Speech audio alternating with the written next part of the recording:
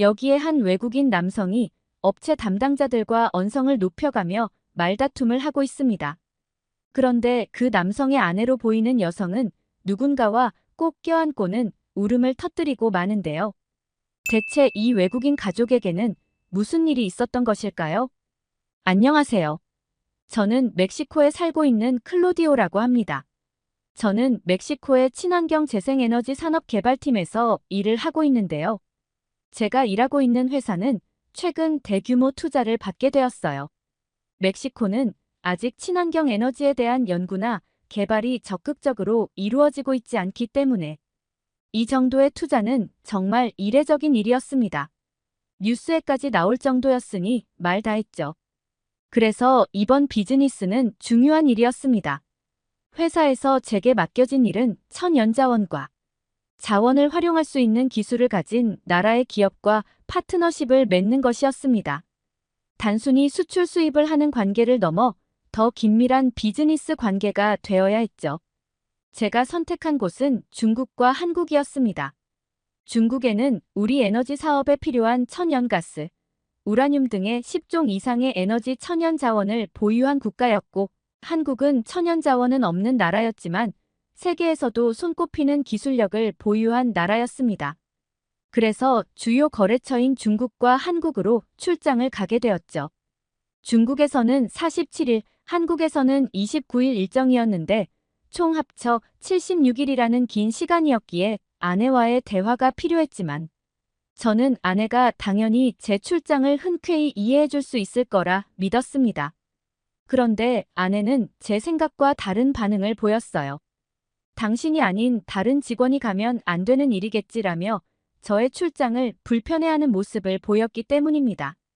항상 제 의를 존중해주는 아내였기에 왜 이런 반응을 하는 건지 의아했습니다. 그런데 그때 아내가 갑자기 눈물을 뚝뚝 흘리기 시작했습니다. 전 아내의 급작스런 눈물을 보고 놀랐었어요. 알고 보니 아내는 우울증을 앓고 있었더라고요. 실제로 아내는 병원에 다닌 지 오래되었고 약을 처방받아 먹고 있었죠. 그런데 약도 제대로 먹지 못했습니다. 저희는 6살 된 딸을 키우고 있었는데 우울증 약을 먹으면 잠이 와서 딸을 보는데 어려움이 있었기 때문이었죠. 너무 미안한 마음이 들었습니다. 제가 회사 일이 바쁘다는 핑계로 가사와 육아에 참여하지 않아 아내가 우울증에 걸린 것이었으니까요. 이런 상황에서 아내와 아이를 두고 가는 건 아내에게도 딸에게도 너무 미안한 행동이었어요. 하지만 그렇다고 해서 출장을 펑크내는 것도 문제가 컸습니다.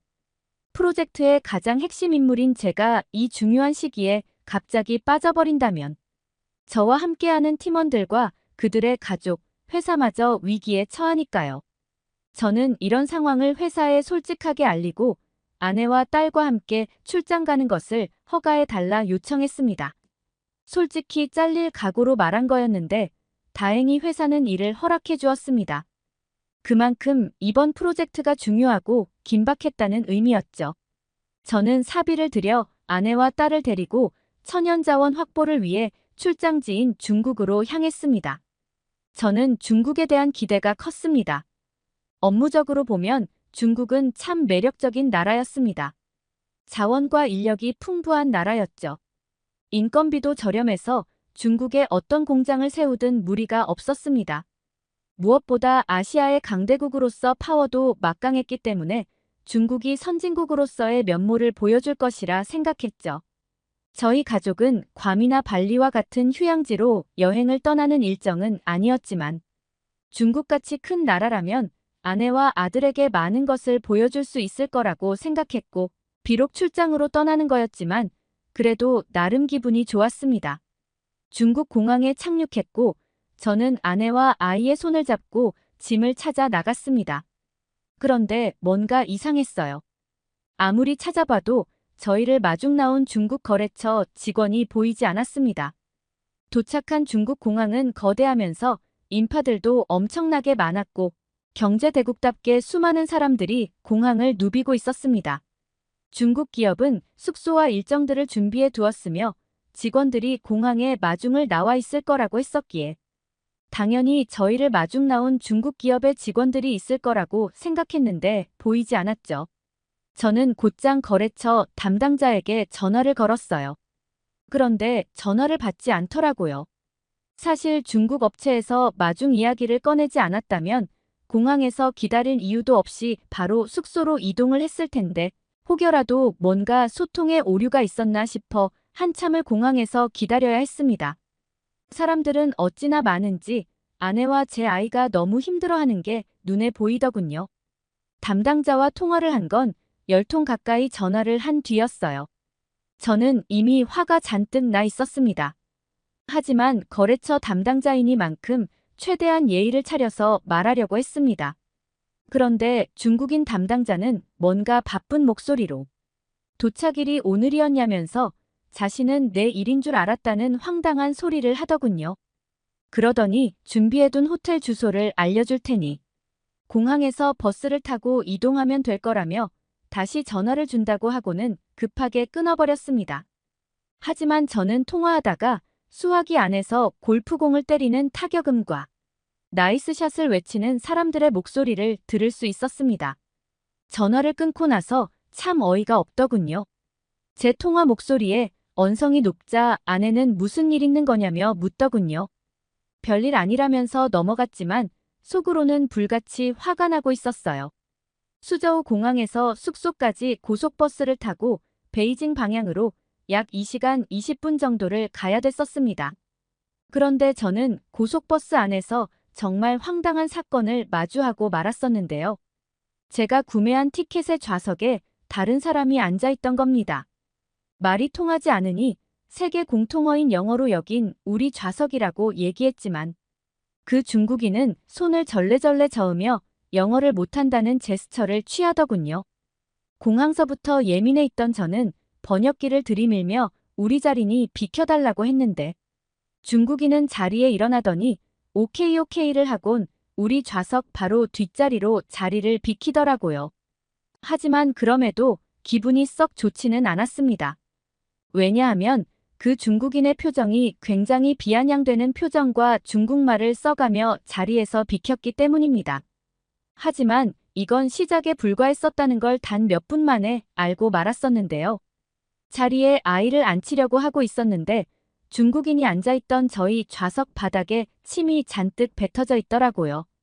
말도 통하지 않는 중국에서 아내와 아이도 있는데 싸우고 싶지 않아서 아내와 아이는 그나마 깨끗한 쪽에 앉히고 침이 잔뜩 뱉어져 있던 자리에는 제가 앉아 최대한 침을 밟지 않게 애썼습니다.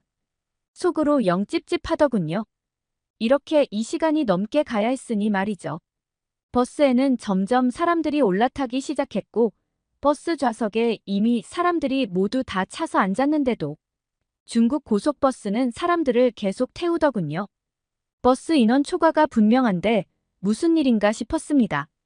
결국 버스 안은 사람들로 꽉 찼고 중국인들의 시끄러운 소음과 알 수 없는 기분 나쁜 냄새들이 버스 안에 가득했습니다. 사람들이 많아지니 바닥에 있던 침을 피하기 위해 애쓰던 제 구두는 이미 그 침을 밟고 있었죠. 얼마나 갔을까요?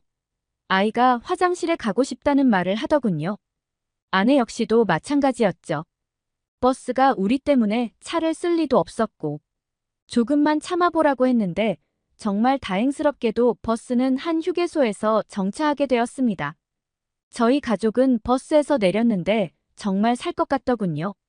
버스 안에서 소음과 쾌쾌한 냄새에서 벗어나니 딴 세상에 온 것 같은 기분이었습니다.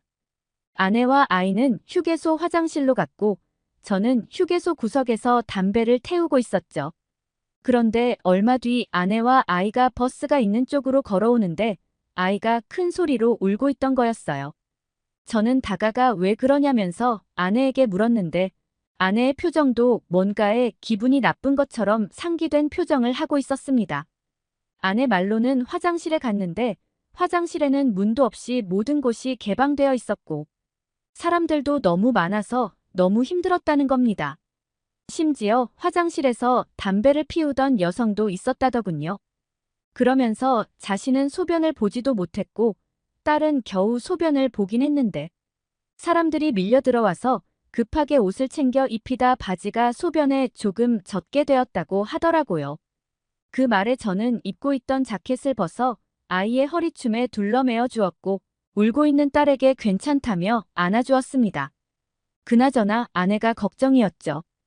분명 아내도 화장실이 급하다고 했었는데 소변을 보지 못하고 나왔다고 했었으니까 말이죠. 아내는 한번 참아보겠다고 말했고 저희는 다시 버스에 올라탔는데요. 얼마 뒤 저희 가족은 너무 충격스러운 장면에 어쩔 줄 몰라 했었습니다. 버스에 올라타고 아무리 기다려도 버스가 출발할 생각을 하지 않았는데요. 운전석에는 버스 기사가 없었고 버스 밖을 창문으로 보니 기사가 중국인들과 말다툼을 하고 있는 걸 볼 수 있었습니다.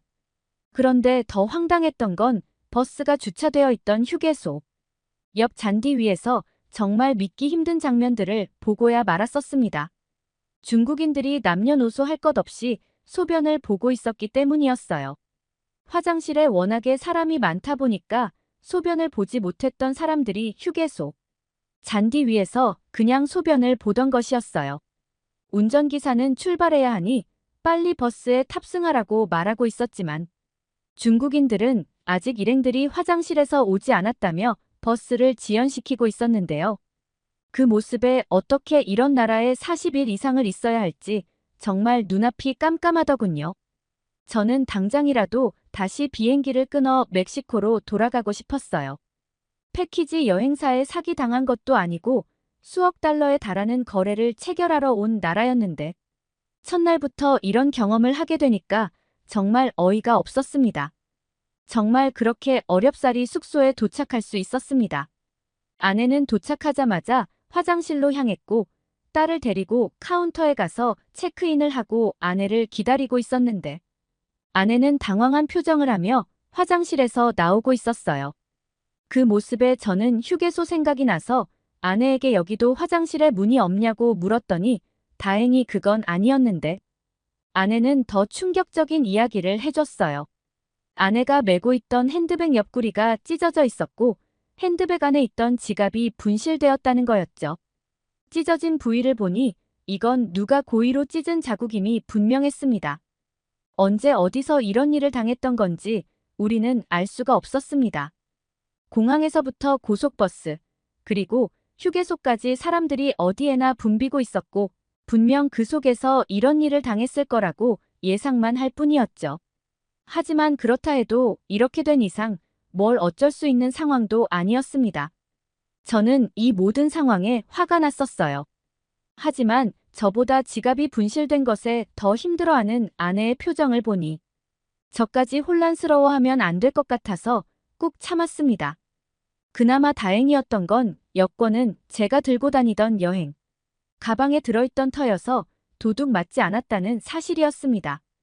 다음 날 아내와 아이는 호텔에서 잠시 시간을 보내는 걸로 하고 저는 중국 업체와의 미팅을 위해 중국 회사로 향했습니다.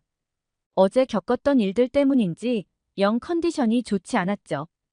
유쾌하지 않았던 발걸음과 찝찝했던 제 예상은 비껴가지 않았습니다.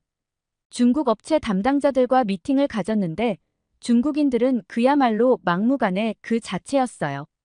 제가 출장 오기 전에 분명 저희 회사로 보내준 계획서에는 엄청난 자원과 인력을 확보한 상태라고 적혀 있었는데 실제로 가보니 진실된 내용이 하나도 없었습니다. 분명 모든 게 준비되어 있다고 했던 내용들에 대해 묻자 중국인들은 이제 준비를 할 계획에 있다고 말했고 저희 회사와는 다르게 늦장을 부리면서 자원은 충분하니 걱정하지 말라는 말만 되풀이하더군요. 자원이 많은 건 알겠는데 계획서대로 준비되어 있어야 하거늘. 우리 회사에 보내준 계획서들에 써있던 내용들은 하나도 지켜져 있지 않은 상태였습니다.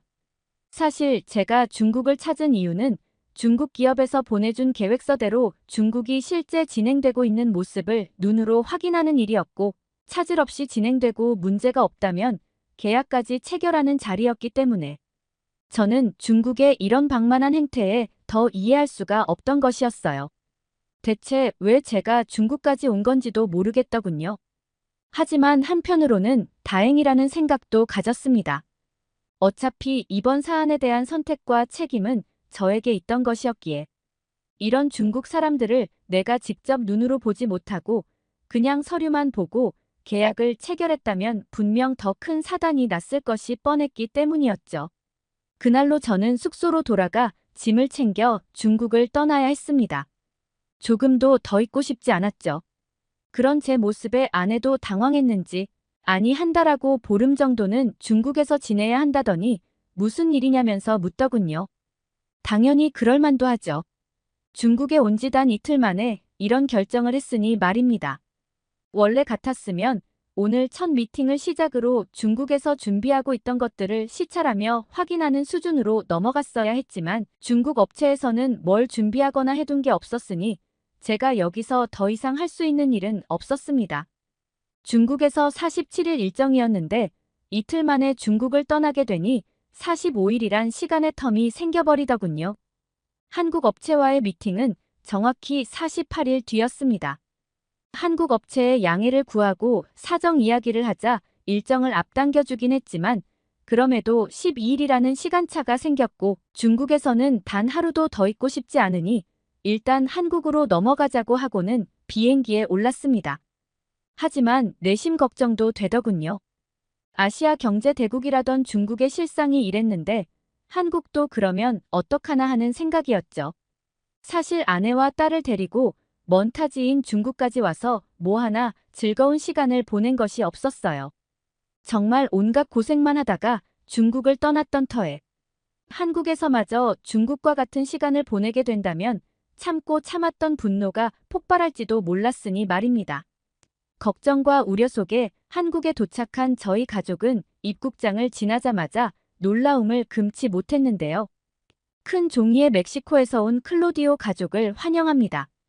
라고 적은 피켓을 든 몇 명의 사람이 저희를 마중 나와 있었기 때문이었어요. 분명 한국 담당자도 저희가 12일이라는 텀이 생긴 건 알고 있었지만 회사와 회사의 일정이 아닌 12일이나 빠르게 온 터였기에 한국 기업에서 저희를 마중 나올 거라고 전혀 생각하지도 않고 있었습니다.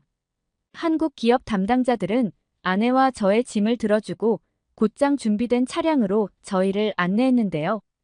아이가 정말 예쁘다면서 아이와 장난도 쳐주고 먼 걸음 오시느라고 고생 많으셨다며 저희를 배려하는 모습이 정말 너무 감사했었습니다. 차 안에서 한국인 직원은 숙소를 회사와 가까운 곳이면서 여행하기도 좋을 만한 곳으로 구해두었다며 오늘은 첫날이라 피곤하실 테니 호텔에서 편하게 푹 쉬시는 게 좋을 것 같다고 하더군요. 그러더니 내일부터 주말이라 자신은 가족들과 캠핑을 가려고 계획했는데 혹시 괜찮으시다면 같이 가시겠냐고 물었습니다. 어차피 12일이라는 공백이 있었기 때문에 한국에서의 캠핑도 경험하면 좋을 것 같다는 생각에 흔쾌히 좋다고 이야기했고 그렇게 다음날 아침 한국인 직원은 저희가 있던 호텔까지 저희를 픽업하기 위해 왔습니다. 한국인 직원의 아내와 아이들 2명도 함께 왔었는데요. 한국인 직원의 아이들이 제 딸과 나이가 하나는 동갑내기였고 또한 아이는 2살 많은 언니더라고요. 말도 안 통하고 그랬을 텐데 아이들은 눈치 손짓만으로도 다 통하는 건지 태어나 우리 아이가 그렇게 즐겁게 놀았던 걸 본 적이 없었을 정도로 재미있게 놀았습니다. 그때 한국인 직원분이 저희에게 뭔가를 보여줬는데 저와 아내는 한국인 직원이 손에 들고 있던 걸 보고 정말 너무 놀라워서 입을 다물지 못했었어요. 한국인 직원은 저와 아내에게 작은 이어폰을 내어주었는데 상대방의 언어를 자동으로 인식해서 번역해주는 기능이 있는 이어폰이라면서 이걸 끼고 있으시면 언어 소통에 문제가 없을 거라고 이야기했는데요. 한국의 기술력이 전 세계적으로도 손꼽힐 만큼 우수하다는 것은 익히 알고는 있었지만 이렇게 실시간으로 소통 가능한 자동 동시 번역 이어폰을 일반인들도 사용할 수 있다는 걸 그때 처음 알았습니다. 실제로 한국의 쿠팡과 같은 SNS 플랫폼에서 판매를 하고 있더군요. 저희 나라에서는 정치인들이 해외 각국의 인사들과 만날 때 쓰는 걸 보긴 했지만 이렇게 평범한 일반인들이 쓰는 경우는 눈을 씻고 찾아도 볼 수 없습니다. 도착한 캠핑장은 한국인들이 많이들 찾는다는 글램핑이라는 장소였는데요. 돔 형태로 멋스럽게 갖추어진 글램핑 텐트들과 그 뒤로 펼쳐진 자연들이 조화롭게 구현되어 있어 아름다웠습니다. 하지만 더 충격적이고 놀라웠던 건 글램핑 텐트 안에 준비되어 있던 시설들 때문이었는데요. 멕시코에도 캠핑 문화가 있지만 이런 모든 시설을 갖춘 것은 캠핑카에서나 준비되어 있지. 일반 이런 천으로 만들어진 텐트 안에 이런 시설이 준비되어 있는 곳은 없었기 때문이었고, 심지어 텐트 안의 바닥은 한국의 온돌 기술이 접목되어 따뜻하기까지 하더군요. 이런 산속에서도 놀라운 한국의 기술력과 자연이 공존하는 모습에 아내도 저도 감탄만 연신할 뿐이었습니다. 1박 2일의 짧은 캠핑이었지만 한국의 바비큐도 먹고 즐거운 대화도 나누며 정말 중국에서 겪으며 받았던 스트레스를 한국에서 모두 풀어버릴 수 있었습니다. 중국에서 한국에 갈 때만 해도 비는 12일이라는 공백에 뭘 해야 하나 고민이 많았었는데 그 12일이 얼마나 빠르게 흘러갔던지 금세 한국 업체와의 미팅 날짜가 다가오더군요. 미팅이 있는 바로 전날에 저는 아내와 아이를 데리고 저녁 식사를 하고 다시 숙소로 돌아가던 길이었어요. 한국의 도심을 구경하며 걷고 있었는데 아내가 등에 메고 있던 가방의 지퍼가 열려 있는 것을 보게 되었었습니다. 그 모습에 너무 놀라서 아내에게 가방의 지퍼가 열려 있다며 알려줬는데 아내도 순간 놀랬는지 어쩌냐면서 가방을 내려놓고 가방 안을 살폈는데요. 왜냐하면 그 가방 안에는 여권과 같은 중요한 것들이 있었기 때문이었어요. 아내는 딸이 아까 목이 마르다고 해서 물병을 꺼냈다가 깜빡하고 잠그지 않은 것 같다면서 여권이 없어졌으면 어떡하냐며 걱정하면서 가방을 살펴보고 있었는데요. 그도 그럴 것이 이미 중국에서 핸드백이 찢겨진 채로 지갑을 분실했던 경험이 있었기 때문에 저도 그렇고 아내도 놀랄 수밖에 없던 것이었죠. 그런데 정말 아무 일 없게 가방에서 분실된 물품은 없었고 그제서야 안도의 숨을 내쉬며 다행이라고 아내와 이야기하고 있었는데요. 숙소에 다다랐을 때 저희는 가방 사건보다 더 믿기 힘든 장면들을 보고야 말았었습니다. 웬 오토바이가 일대가 시동이 켜져 있는 채로 길에 방치되어 있었기 때문이었어요. 아내와 저는 그 모습에 뭐지 싶었습니다. 아마 저희 멕시코에서 길에 오토바이가 시동이 켜져 있는 채로 방치되어 있었다면 단 1분도 안 돼서 오토바이를 누군가 훔쳐갔을 것이기 때문이었죠. 하지만 오랜 시간에도 오토바이는 멀쩡했고 오토바이 앞을 지나던 한국인들은 그 오토바이에 관심조차 주지 않았었어요. 얼마 지나자 배달 직원으로 보이는 남성이 와서는 오토바이에 올라타고 어딘가로 가버렸는데요. 한국의 치안이 세계적으로도 안전하기로 유명하다고 하던데 정말 실제로 눈앞에서 보고 나니 놀랍더라고요. 멕시코에는 이런 모습을 전혀 찾아볼 수가 없다 보니 신기하기까지 했습니다. 이후에도 이런 장면들은 심심치 않게 볼 수 있었죠. 한국 기업과의 미팅도 순조로웠습니다. 한국 회사의 직원들은 전부 전문적이었는데 멕시코에서 가장 본격적으로 친환경 산업, 에너지를 개발한다는 저희 회사의 전문가들보다도 한국의 영업직 사원들이 더 뛰어난 지식을 가지고 있는 것 같았어요. 또 금액적으로도 합리적이었습니다. 중국에서는 저희가 이런 사업이 처음이라는 사실을 알고 말도 안 되는 가격을 제시하고는 했습니다. 하지만 한국은 거래 내역을 표로 정리하여 제안서를 만들어 왔고 저는 그 어떤 부연 설명을 들을 필요가 없을 정도로 완벽하게 정리된 엑셀표를 보고선 그저 박수만 치기 바빴습니다. 한국인들은 무엇이 효율적인지를 아는 사람들이었습니다. 계산이 빠르고 꾸물거리는 것 없이 그 자리에서 척척 일을 해냈습니다. 쓸데없는 이야기로 시간을 잡아먹지도 않았고요. 저는 한국인들의 일처리 능력을 보며 저희 회사 직원들을 한국으로 파견 보내서 스파르타식 훈련을 받게 하고 싶다는 생각을 할 정도였습니다. 너무 당연하게도 한국 업체와의 계약은 원만하게 이루어졌고 저희 회사는 아주 든든한 아시아 강국인 한국 업체와의 파트너십을 맺을 수 있었죠. 일도 착착 풀리다 보니 많은 시간을 가족들과 함께 보낼 수 있었고 그 사이에 한국인 직원들과도 많은 시간을 보내게 되었습니다. 정식 파트너십을 맺고 난 뒤 저희 가족은 한국 기업으로부터 초대를 받아 한국의 담당 직원들과 가족 식사를 하게 되었는데요. 사실 제가 아내와 아이를 데리고 한국에 온 터여서 가족 단위 식사 자리가 만들어졌다더군요. 원래 같으면 회사 직원들끼리 만나서 식사를 했을 텐데 저희 가족을 위해서 한국 업체는 이런 세심한 부분까지 배려를 했던 겁니다. 이어폰 덕분에 소통에도 문제가 없었고 저희 아내도 국적은 달랐지만 오랜만에 만나는 또래 한국 직원 아내들과의 즐거운 시간을 보냈죠. 전혀 다른 문화권에서 한 아이의 엄마라는 공통점을 가지고 나눈 대화는 정말 인상 깊었다고 합니다. 육아를 하며 힘들었던 것을 나눌 때 모두가 비슷한 어려움을 겪고 있다는 것을 깨달으며 위로도 받았다고 했죠. 한국에 있는 동안 아내의 우울증은 많이 완화되었습니다. 한 직원이 괜찮은 상담센터를 소개해 주어서 아내가 한국에 있는 동안 심리 상담도 많이 받았거든요. 중국에서는 하루빨리 탈출하고 싶었지만 한국에서는 달랐습니다. 일 때문에 만난 사람이었음에도 불구하고 아내는 멕시코로 돌아갈 때 한국 직원의 아내들과 부둥켜 안고 눈물을 펑펑 쏟았습니다. 그 짧은 시간에 이 정도로 마음을 나누었다는 것은 그들의 마음이 참 따뜻하다는 의미이겠죠. 한국에서 정말 놀라운 경험들을 많이 하고 갑니다. 저희 아내에게도 저희 딸에게도 저에게도 너무 감사한 한국의 배려에 왠지 모를 울컥함이 생기고 한국인들의 인품에 존경을 표합니다. 오늘은 비즈니스로 중국과 한국을 찾았다가 겪었던 에피소드를 담은 소중한 사연이었습니다. 중국인 유학생과 한국인 유학생이 언쟁을 벌이고 있는데요. 이 모습을 지켜보던 미국인 학생은 혼란스러운 표정으로 누구 말이 맞다는 건지 모르겠다는 제스처를 취합니다. 대체 이 강의실 안에서는 무슨 일이 있었던 걸까요? 안녕하세요. 저는 미국에 살고 있는 캐서린 테일러라고 합니다.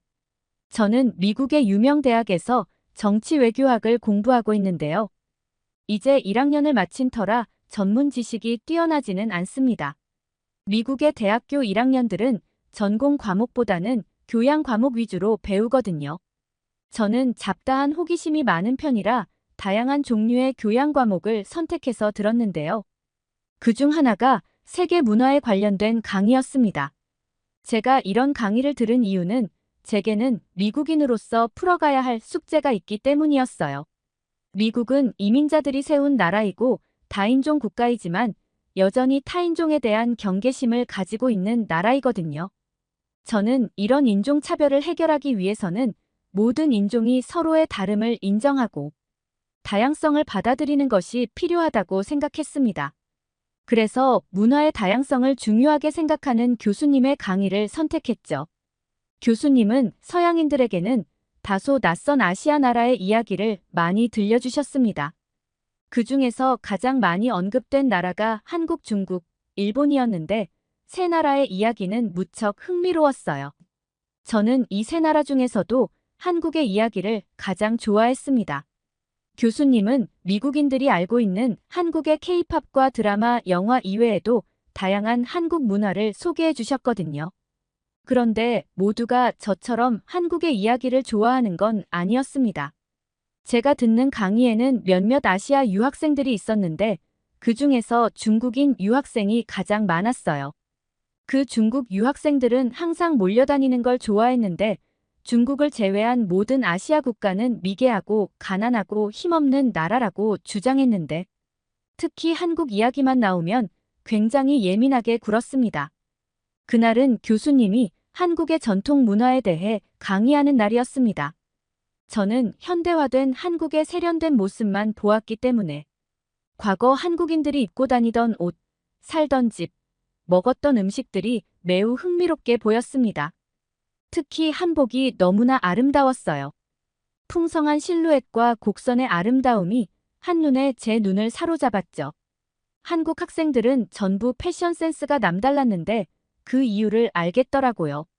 한국인들의 미적 감각은 과거에서부터 거슬러 올라온 것이었습니다. 모두가 한국의 전통 의상인 한복에 대해 입이 마르도록 칭찬하고 있던 그때 중국인 학생이 손을 번쩍 들며 크게 외쳤습니다. 저건 다 가짜입니다.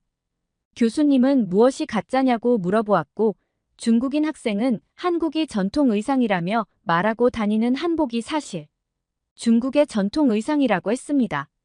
중국은 굉장히 광활한 영토를 가졌기 때문에 잘 알려지지 않은 소수민족이 있는데 그 소수민족들이 입고 다니던 옷을 한국이 훔쳐가서 자신들의 전통 의상이라 우기고 있다는 것이었죠. 중국과 한국의 역사를 잘 모르는 저는 가만히 눈치만 보고 있었어요. 그때 중국 학생이 한국인 유학생에게 손가락질하며 말했습니다. 중국의 것을 훔쳐가서 자기 나라 것이라고 말하고 있는데 부끄러운 것도 모르고 입 다물고 있는 모습이 가증스럽다면서요. 저는 한국 학생이 어떤 반응을 할지 궁금했습니다. 그런데 한국 학생은 적극적으로 반박하지 않았어요. 저런 말도 안 되는 주장에는 대답할 가치도 없다면서 말이죠. 그러자 중국 학생은 한국인의 뻔뻔함은 구역질이 나올 정도라며 길길이 날뛰기 시작했습니다. 한국 학생은 그런 중국 학생에게 말로만 우기지 말고 증거를 가져오라고 이야기했어요. 그런데 중국 학생은 소수민족에 관한 기록은 남아있지 않아서 증거가 없다는 말도 안 되는 이야기를 했습니다. 그러자 한국인 학생은 교수님에게 더 이상 대화할 가치가 없을 것 같으니 그냥 강의를 진행해 달라고 부탁했고 교수님은 다음 강의 시간까지 한복이 중국의 의복임을 증명하는 증거를 가지고 오지 않으면 수업을 방해한 대가로 학점에 불이익이 있을 거라고 말씀하셨습니다. 중국 학생은 얼굴이 시뻘개진 채로 씩씩거리며 강의실을 박차고 나갔고 다음 강의 시간에 그 어떤 증거도 제시하지 못했어요. 이후로도 중국 학생의 한국 꼬투리 잡기는 계속되었습니다. 한국은 중국의 것을 시기해서 한복도 자기들 것인 양 행동하고 중국인들의 정신적 지주인 공자마저도 한국인이라고 주장한다 말했고 이뿐만 아니라 한국의 대기오염을 중국의 탓인 것처럼 조작하여 중국에게 막대한 보상금을 요구하고 있다는 이야기까지 했죠. 중국 학생은 단 한 번도 제대로 된 증거를 가지고 오지 못했습니다. 한국 학생이 정확한 자료를 가지고 반박하며 씩씩거리며 강의실을 박차고 나가는 행동만 반복했죠. 중국 학생은 심지어 한국인들이 쓰는 한글이라는 언어가 중국의 한자에서 비롯된 것이라는 주장을 했습니다. 교수님이 직접 근거를 들어 한글은 만든 이와 만든 과정이 자세히 남아있는 세계의 유일한 문자이며 한글이 한국의 고유한 문자임을 일목요연하게 설명했음에도 불구하고 한국인들이 비열하게 자료를 조작하고 세계를 속인다며 한국을 욕하고 다녔습니다. 처음에는 중국과 한국 사이에서 중립을 지켜야 한다고 생각했지만 이런 행동이 반복되다 보니 중립이고 뭐고 중국 학생과 같은 강의실에 있는 것 자체만으로도 짜증이 나더라고요. 조곤조곤 이야기해도 들어줄까 말까 한 말을 하면서 큰 소리로 소리를 빽빽 질러대니 귀가 아파서 강의에 집중을 할 수가 없었습니다. 대학까지 와서 학문을 연구한다는 지식인이 증거와 논리 없이 고집만 부려대는 것도 정말 보기 싫었죠. 그날에는 아시아 국가의 군사력을 주제로 강의가 진행되었습니다. 각 나라의 군사력을 이야기하면서 자연스럽게 한국 군사력에 대한 이야기가 나왔어요. 대부분의 학생들이 한국의 군사력에 관심이 많았습니다. 그도 그럴 것이 한국은 전쟁이 종료되지 않은 휴전 국가였으니까요. 학생들은 한국이 어떤 무기로 무장하고 있는지, 적대국인 북한과의 군사력 차이는 어느 정도인지에 대해 질문했습니다. 그런데 갑자기 중국 학생이 또다시 손을 번쩍 들고 나섰습니다. 그런 작은 나라에 대한 이야기 말고 중국의 군사력에 대한 이야기나 하자면서 말이죠. 단순히 군사력 순위를 넘어 미국과의 군사동맹 관계와 같은 전문적인 질문이 오고 가는 상황에서 한다는 소리가 겨우 이거라니. 한국에 대한 악감정이 있는 건 알겠지만 자신의 감정 때문에 다른 학생들의 지적 호기심까지 묵살해버리는 태도에 너무나 화가 났습니다. 저는 참다 못해 한 소리 하려고 하는데 교수님이 중국 학생에게 왜 중국 이야기를 해야 하느냐 물으셨어요. 그 말에 중국인 학생은 한국은 세계 군사력 순위 5위에 불과하지만 중국은 무려 3위라고 말했습니다. 그렇기 때문에 더 강한 나라의 군사력을 이야기하는 게 옳다고 말했죠. 전 세계에서는 3위이지만 아시아 국가에서는 1위이기 때문에 당연히 중국이 군사력 부분에서는 조명받아야 한다고 했습니다.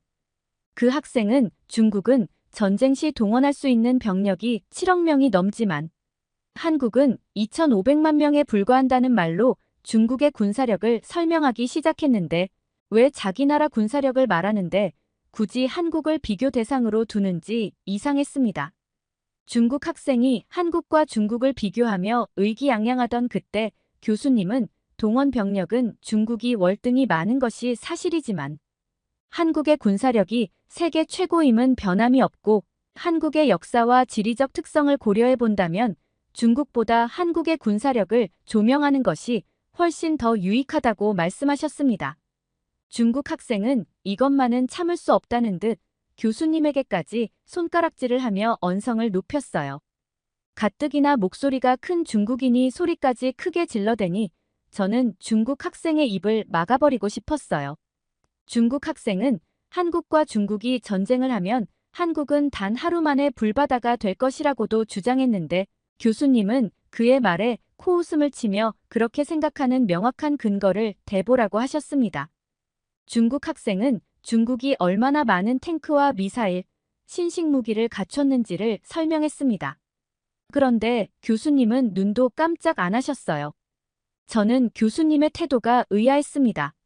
처음으로 제대로 된 근거를 갖춘 주장이었고 세계 국가 군사력 지수는 엄중한 기준을 바탕으로 측정되기 때문에 중국 학생의 말은 충분히 신빙성이 있었습니다.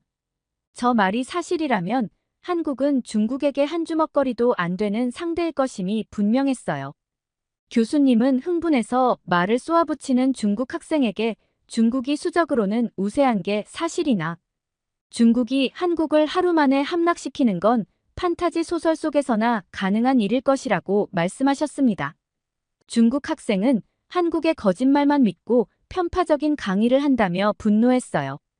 한국에게서 돈을 받은 게 분명하다며 소리치는 무례까지 저질렀죠. 교수님은 개인적인 감정에 휘둘려서 진실을 보지 못하는 것만큼 부끄러운 일이 없다며 중국 학생의 행동을 강하게 지적하셨습니다. 앞으로 한마디만 더 얻는다면 공식적으로 문제를 삼을 것이라 하자.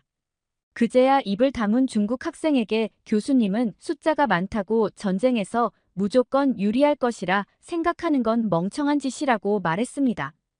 교수님은 중국이 많은 무기를 보유한 건 사실이지만 한국과 비교하면 질적으로 떨어진다며 한국의 공군을 예로 드셨는데요. 한국은 5세대 전투기인 F-35를 보유하고 있는데 이는 웬만한 중국 전투기는 압살해버리는 파괴력을 가지고 있었다고 하셨는데요. 이에 중국 학생은 중국도 5세대 전투기인 J-20을 보유하고 있다며 전문가인 교수님에게 제대로 알아보고 강의를 해달라고 말하며 비아냥거렸지만 중국의 5세대 전투기는 전투기에서 가장 중요한 엔진과 레이더에서 큰 결함을 가지고 있고 한국의 전투기 1대를 상대하려면 중국의 전투기 수십 대는 끌고 와야 게임이 된다는 말씀에 중국 학생은 입을 다물 수밖에 없었습니다. 또 중국은 그토록 자신하던 항공모함의 개발 사업을 중단한 상태였습니다. 그에 반해 한국은 국방비를 확장했고 세계 군사력 순위 4위로 오르는 것을 목표로 하고 있었죠. 중국 학생은 한국이 국방비를 늘려봤자라며 비아냥거렸습니다. 그저 그런 결과가 나올 게 뻔하다는 것이었죠. 그러자 교수님은 한 뉴스 기사를 보여주셨어요. 유럽 나토의 최대 규모 국가인 폴란드가 한국의 무기로 군대를 재정비하는 중이라는 기사였습니다. 폴란드가 수많은 나라 중에서 한국을 선택한 이유는 한국의 무기 제작 속도가 다른 나라에 비해 월등히 빠르며 빠르게 완성되는데도 불구하고 미국의 최고 성능 무기에도 뒤처지지 않는 수준으로 제작되기 때문이었습니다. 교수님은 중국 학생에게 한 나라의 군부대가 한국의 무기로 꽉꽉 채워지고 있는데 이래도 한국이 그저 그렇다고 말할 수 있느냐고 물어보았는데 중국 학생은 식은 땀을 삐질삐질 흘리면서도 꿋꿋하게 한국의 군사력을 까내렸습니다. 한국이 전쟁 중인 국가라는 것을 들먹이며 한국은 적국을 부수고 민간인을 학살하기 위해 군사력을 키우는 것뿐이다. 지금 군사력을 키우는 것도 전부 전쟁 준비를 위해서다라고 말했죠. 한국과 달리 중국은 아시아의 대국으로서 주변 국가를 지키고 보호하는 일에 책임을 다하고자 군사력을 키우는 것이라 주장했고요. 일리가 있는 말이라고 생각하던 그때 한국 학생이 중국 학생의 말은 헛소리에 불과하다며 어이없어 했습니다. 그러면서 한국과 중국 영토의 크기를 비교해 보여주었고 저 작은 나라에서 지금까지 1000번이 넘는 전쟁이 발생했었다는 충격적인 사실을 알려주었죠. 더 놀라웠던 것은 그리고 그중 절반이 중국의 침략이었다는 것이었어요. 게다가 한국은 단 한 번도 중국을 침략한 적이 없었습니다.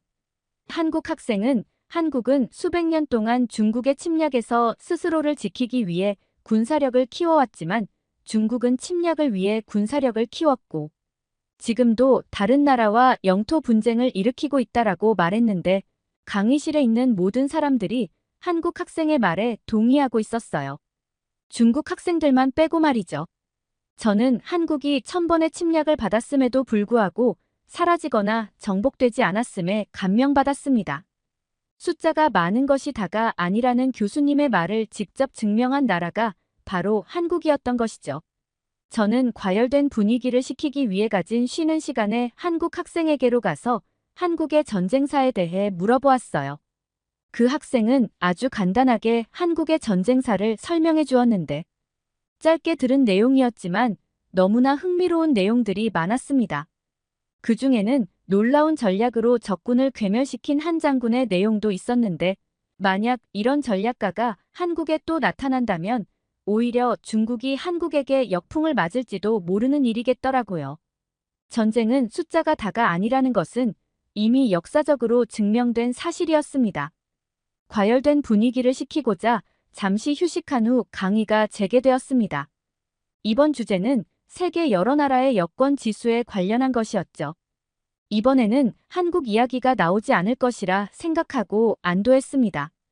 한국의 이야기를 듣는 건 흥미로웠지만 한국이라는 단어만 나오면 거품을 물며 기업하는 중국 학생의 불평은 듣고 싶지 않았거든요. 그런데 한국은 여권 순위마저도 높았습니다. 공동 2위였죠. 그런데 역시나 중국 학생은 공동 2위라는 말이 굉장히 거슬렸는지 짜증 섞인 말투로 공동 1위 국가가 6개고 2위 국가가 3개이니 한국은 7, 8위에 불과하다고 말했습니다. 공동 2위라고 하면 순위가 높아 보이니 7위라고 낮춰 부르라는 것이었어요.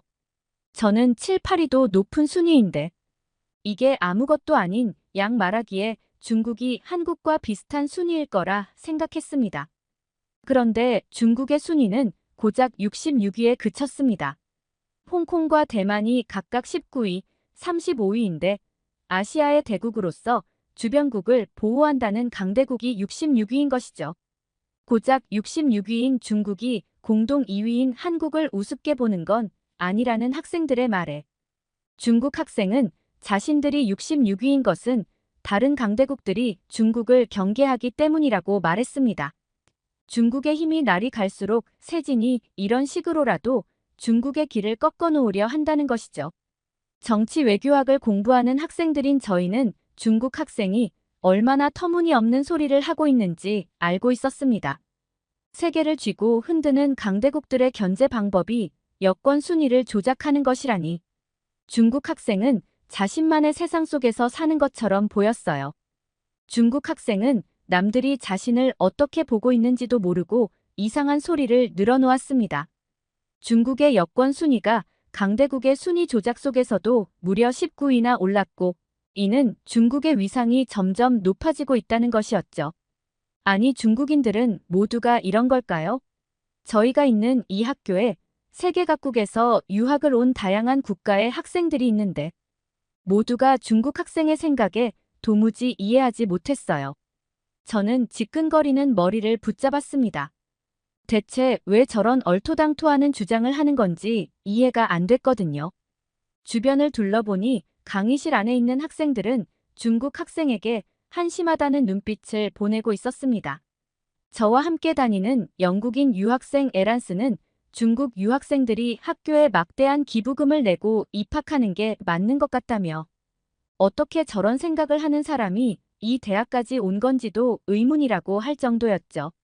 중국은 순위가 올랐으니 국제적 위상이 높아지는 것이고 한국은 3위에서 7위로 내려갔으니 국제적 위상이 낮아진 것이라는 중국 학생의 말에 교수님은 한국의 무비자 입국 가능 국가 숫자는 작년과 똑같이 193개국으로 유효하다고 말씀하셨습니다.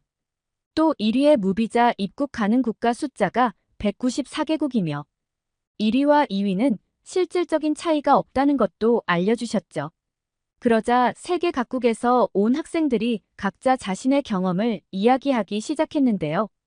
한 학생은 유럽 국가의 입국 심사대에는 EU 국가와 그 외의 국가 여권 소지자들의 통로가 따로 있는데 한국인들이 EU 국가의 통로를 함께 쓰고 있었다는 놀라운 이야기를 들려주었습니다.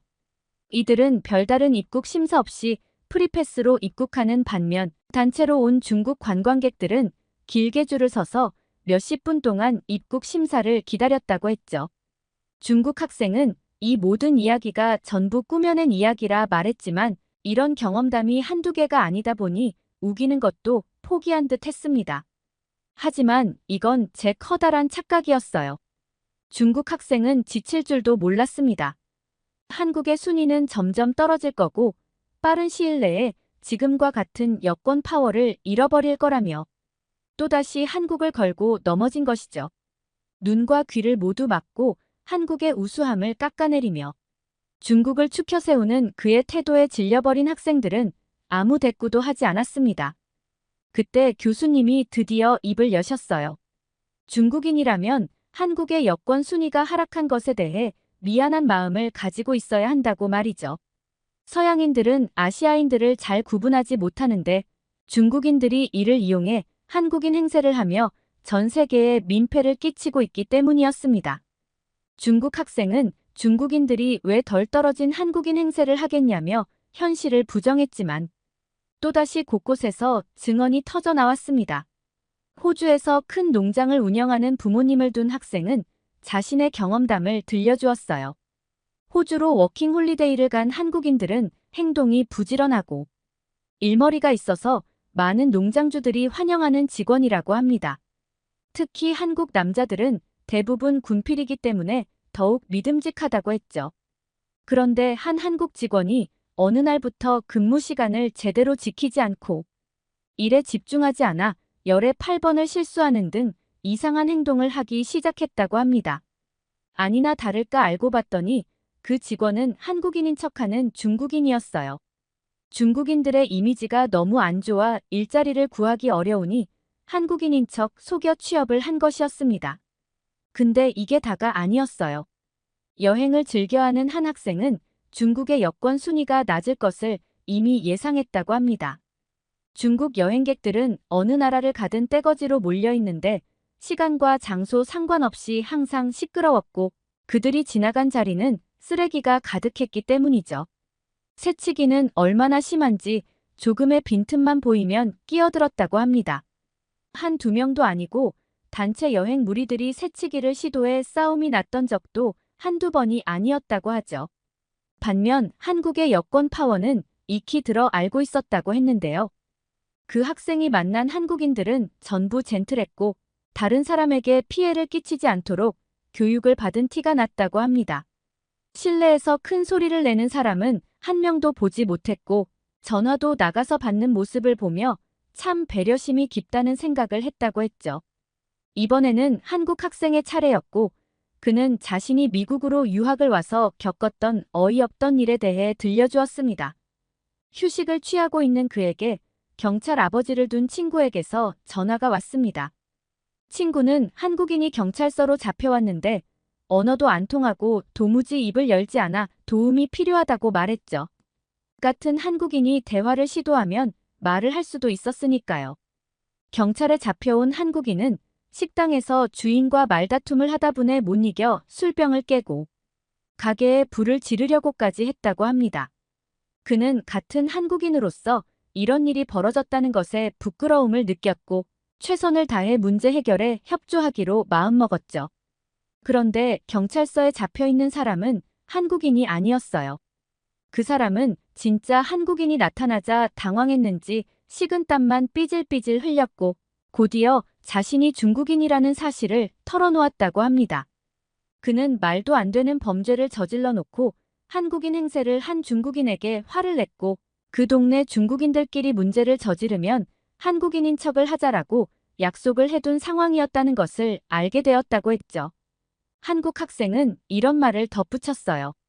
중국인들이 사람들에게 민폐를 끼칠 때마다 한국인인 척하는 건 중국인이라는 것을 들키고 싶지 않아서이고 이건 자신들의 행동이 부끄러운 것임을 알고 있다는 의미라고요. 이에 교수님은 한국인인 척하는 중국인들의 행동 때문에 세계 사람들이 한국을 오해하고 있고 이 때문에 이번 여권 지수에서 한국을 앞지르게 된 국가가 많이 생긴 것이라고 말씀하셨습니다. 중국 학생은 여전히 이 사실을 받아들이지 못했지만 이미 강의실에 있는 모든 학생들은 알고 있었습니다. 중국 학생이 한국의 자격지심을 가지고 있다는 것을요. 그 중국 학생은 한국이 중국의 의복 언어, 하다못해 알파벳까지 훔쳐갔다고 주장했을 뿐만 아니라 한국의 군사력과 민족성이 중국의 발끝도 못 미친다고 말했습니다. 한국뿐만 아니라 세계의 모든 나라가 중국보다 밑에 있고 중국인들이 이 세계에서 가장 뛰어나고 위대한 존재라고 믿고 있었죠. 그 중국 학생은 지금도 어딘가에서 세뇌된 사람처럼 눈과 귀를 막고 자신이 알고 있는 것이 전부인 것처럼 유언비어를 퍼뜨리고 있어요. 이런 행동이 계속되면 학교에서 징계를 받게 될 텐데 부디 그 전에 정신을 차리고 근거 없는 자신감 대신 현실을 직시하기를 바랄 뿐입니다. 이미 모두가 진실을 알고 있다는 것을 꼭 깨달았으면 좋겠네요. 오늘 사연은 미국의 한 대학 강의 중에 일어나고 있는 해프닝에 대한 소중한 사연이었습니다. 사연을 보고 나니까 진짜 저도 궁금해져요. 정말 중국인들은 저렇게까지 생각하고 사는 걸까라는 생각 말이죠.